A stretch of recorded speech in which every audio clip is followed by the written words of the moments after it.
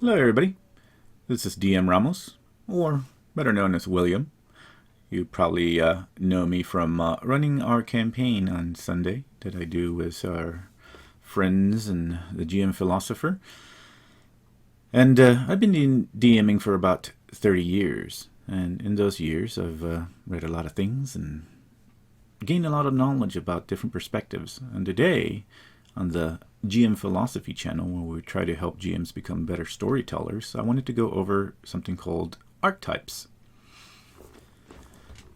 If you're not familiar with what archetypes are, they're a sort of universal pattern that are pretty recognizable.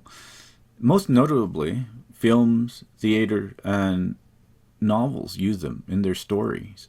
You might be familiar with somebody that can paint a picture in your mind, perhaps like Zeus, which, when I think about Zeus, that's the archetype of a king, or it could be a dictator as well. Perhaps Ares, a warrior or a gladiator. And using archetypes, it helps us to build a roadmap when we're writing stories, and helps us to understand what type of character we would like to create and what their pitfalls and strengths are, and perhaps personality even. But archetypes are not just used in stories, they're also used in psychology. And in psychology, there is about 7 different archetypes that we can use to better understand people. Businesses use them in order to see if people work well within that certain category of jobs that they offer out there for employees. Well, not only can we use them in businesses, but we can also use them in games. GMs could possibly use the clues and see into the personality of players. Perhaps you have a player who is just sitting there playing on his phone, or someone who's just leaning on his palm waiting and not really interested into what's going on in the game as you tell the story or take turns with other players. Well, if we can use archetypes to understand what type of game they would like to be playing in and what really interests them, it helps us use it as a tool to better immerse them in the game. So let's go ahead and dive in and see what these archetypes are. First up is the storyteller. Now this one I like because it's very similar to what I like playing. We had a Tuesday campaign with the GM Philosopher, and there I played Valanthe. And for me, it was about narrative. The storyteller cares, well, they care about their character, but they also care about what they can do. They're the ones that would probably sit in a campfire and start writing a letter, getting engrossed into what that letter's about and the meaning behind it, or perhaps they're talking about their background or family or friends or goals. A storyteller cares about the arcs, the emotions, and that character growth and what meaning they can bring to the world they're currently in. So for them, this type of player archetype, the storyteller, if it becomes all about combat and rolling the dice, well then the game may become stagnant for them. You may see their eyes glazing over at this point because the interest is just not there. And for such players, these archetypes, to keep them immersed, you don't need a novel. Just give them decisions to have weight. So when there is choices to be made in the world and they make them, make sure that you follow up on those decisions. Make sure that they're important, and whatever decision they make, the effects of those decisions must be known in the world, or at least with their current circle of friends, the current NPCs, so they know that it is important what they're doing in the game and they will be interested in doing more. And because of this, now they're in it. Now they know that they matter. The next player archetype would be the tactician. So the tactician is almost opposite of what the storyteller is.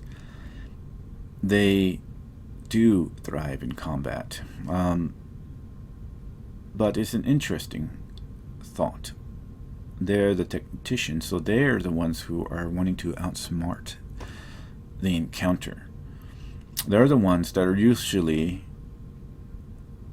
thinking about the calculations and how to outmaneuver a smart villain. And they're the ones who probably are drawing maps. So perhaps they know the rules sometimes better than you, and they love it when they can use that knowledge to win smart. But let's say the game becomes too loose or hand-wavy. If enemies feel random or the world doesn't follow logic, they'll lose interest pretty quickly. They don't want to be overpowered. They want to be challenged. And more importantly, they want to feel clever. So what do you do with the tactician? So with the tactician, what I do in my games, I usually try to layer. And what I mean by that is, of course, we have other players, but I have to put layers of interest with my encounters. Perhaps there is a trap that is in the background that is timed, perhaps using a progress clock, while the battle is continuing, so that the tactician has to possibly move in certain aspects, certain positions and locations, but also attacking the enemy while trying to figure out about the trap. So how can we make this also dynamic? We can use terrain for hazards and obstacles and different, maybe other traps as well. So with this, we give them those hazards, those objectives, those timers, and we use the terrain to keep their interest going. That's what I mean by layers. You're layering the encounters for them. And reward planning, but punish recklessness. Let them see the edge, and then give them a reason to push it. For the tactician, the best moment in a game isn't about just winning. It's about winning smartly. It's about outsmarting the villain. So that's what you want to do. Give them smart villains and make the encounter dynamic, layered. The next archetype would be the explorer. You might already get a sense of what the explorer wants. So in my world, I like to create some sort of mystery. I work a lot in lore. I love writing lore for my world. And these are particularly focused also for those archetypes that are explorers. They want to know the secret. They want to know the secrets of a mystery. Perhaps they're searching for mysteries to solve even. For them, they're the ones who ask, what's beyond that ridge? They might be the ones who might carry a long conversation with just a simple hermit who was supposed to be a nobody, and all of a sudden they're sitting there having tea in a tavern, asking millions of questions. They want to find out. They're interested in your world. They're interested in this particular NPC. To them, the world is a mystery worth solving. But if you railroad the story, if the map never expands or your locations feel flat and shallow, they'll more than likely check out. Because for them, discovery is the game. So what can we do with that information?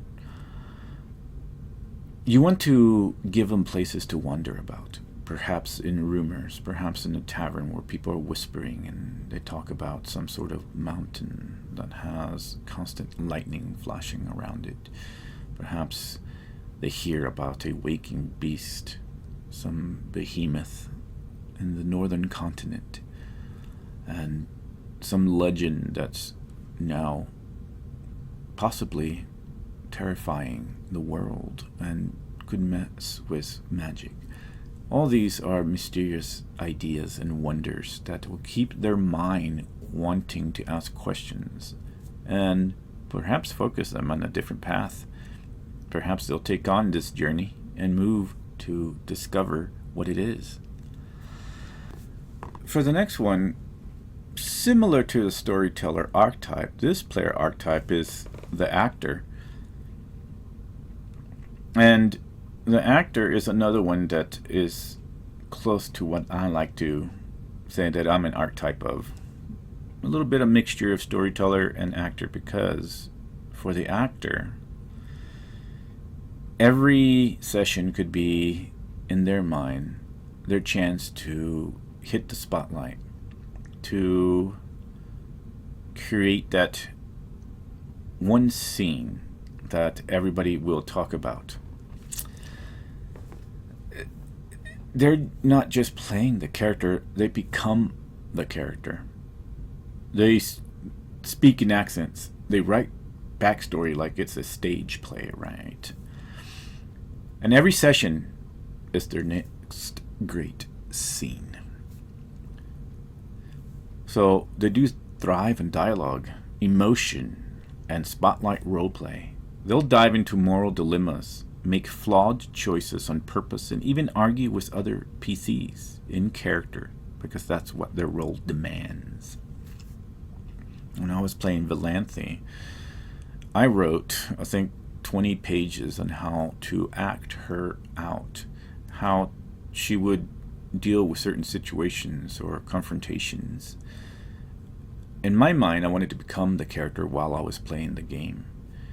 I wanted to be her, feel the emotions, and become this loner in the beginning of the game, and then eventually create that arc that she created friends or became more open to people and the world around her, to be able to care. And for the actor, it's very important that not every session is just about dice and dungeon crawls. If NPCs give one-word answers or block beats that don't follow for expression, they'll start to feel invisible. They'll feel like the show's going on, but their script got cut out. So what do we do with this particular archetype? You want to give them the mic. Let their words carry weight. Build scenes where roleplay matters just as much as initiative. And when the dramatic moments hit, and they have people laughing or crying, or, even invoking some other sort of emotion, now you know that you hit the sweet spot with them. Now you know that you've done right by their player archetype. So the Slayer, our next archetype character that is up. I've had quite a few people who are the Slayer in my campaigns. So the Slayer are the ones who are here to dominate, to destroy, to feel powerful. They're the ones that love rolling big damage and cutting through enemies. They love hearing people cheer as they go in front. They're the ones that probably are getting pretty much just buffed, getting blessed, getting temporary hit points. All the other players are probably standing behind them as they move forward and take on the great big behemoth creature that's just popped out of the ground. They usually tweak their characters for maximum carnage. They're the ones who are looking for the best mechanical ways, maybe, to strike with their magical weapons. They're always looking for better equipment, ways to better increase their damage output in the game. So what happens if you take that away? You have maybe slow dialogue sessions, more emotional scenes, and even giving them weak enemies. They don't want weak enemies. They want powerful enemies to go up against. And if they're not getting all that, then those are the ones that eventually start glazing over your battles. So build fights that are hard-hitting and high stakes. Let them face elite foes that push their limits. Give them hero moments.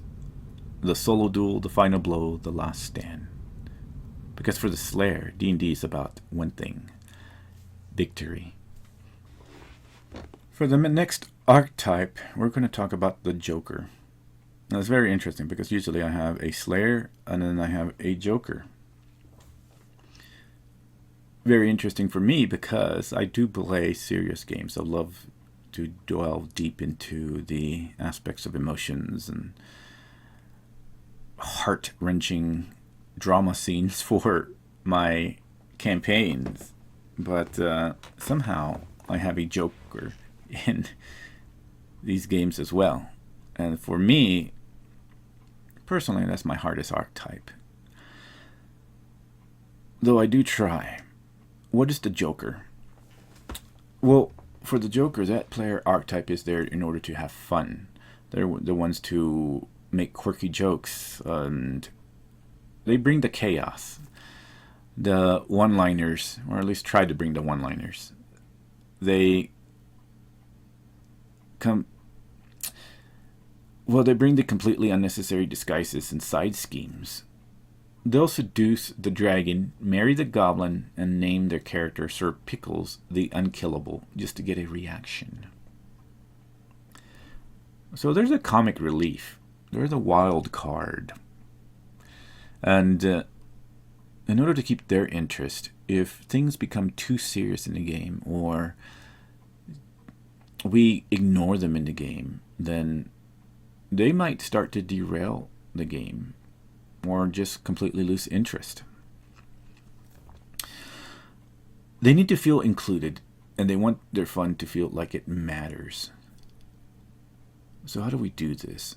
We have to give them space to play with the world. And for DMs that like to play serious, that might be a little hard. But there's always room to play with that, right? You can reward clever chaos. Build NPCs who can volley back with them. And when the moment's right, let their humor hit home. Because for the Joker, D&D is a playground of absurdity, heart, and timing. And when they're in sync with the story, they won't just make you laugh. They'll steal the show. For the next archetype, this one is an idea that I've also seen lately, and in my games started to pick up on as well. And I don't know if it aligns with the 7 archetypes that are more widely known in the gaming world, but the Guardian I've seen in one of my players. They're the ones who will ask the question, is this the right path, before they head out. And they're the ones that care about the group's safety, trust, and relationships. And this is also a mixture that I had for my character. An archetype that tries their best in order to protect, even if they have to go out and do it alone. But they also care about bonds. And they're the ones who often play tanks, healers, or paladins. But even outside of combat, they're the ones who look out for others. The bond is important for them. But let's say that the party starts fighting internally. If no one listens, or the world feels too cynical or cold, these player archetypes will start to retreat. They'll feel that their presence doesn't matter. So how can we work with these players? For for them, it's the same way when players make decisions and those decisions matter. They have weight. Give them scenes where their loyalty pays off. Let them lead in moments of moral clarity or emotional tension. Give them NPCs who need someone to believe in. Because for the Guardian, the game isn't about glory or chaos. It is about holding the line and reminding everyone that there's something worth fighting for. Last but not least, the Collector. I'm sure that every GM has had their players. Kind of reminds them of this particular archetype. The Collector definitely focuses on progress. This player is all about that advancement, mastery, rare loot, and powerful upgrades. They're the ones that catalog magic items. They're the ones who search every room in the dungeon looking for that powerful artifact or perhaps powerful sword, powerful dagger, whatever that can increase their advancement and progress. They could be called min-maxers or optimizers. But don't be fooled. This isn't about greed. It's about growth. They want to feel their character getting stronger. They love seeing their numbers go up, creating or getting new features, and building towards something awesome. But if rewards are vague, and if leveling feels empty to them, let's just say that loot is just flavor text, they'll become disengaged. They feel like the game isn't giving them anything to work for. So how do we fix this? You have to give them systems to explore. Offer rare items with real impact.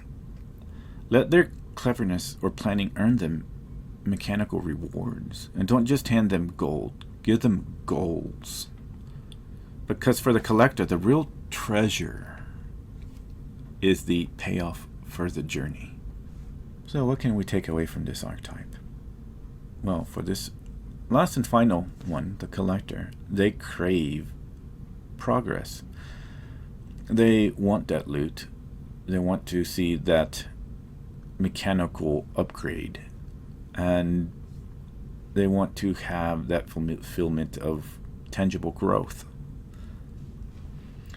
So, hopefully all these ideas and talk of archetypes have at least painted a picture of a tool that you can use and those clues that you can now look at for every individual player that's at your table, and perhaps better equip you to help them get immersed in your story and to help you also to better tell stories for each particular character.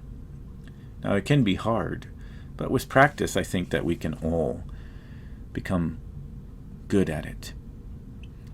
So thank you for watching. Again, my name is William, and feel free to like, comment, and thank you for visiting the GM Philosopher. Until next time, have a good day or a good night, and we'll see what next category we'll be talking about.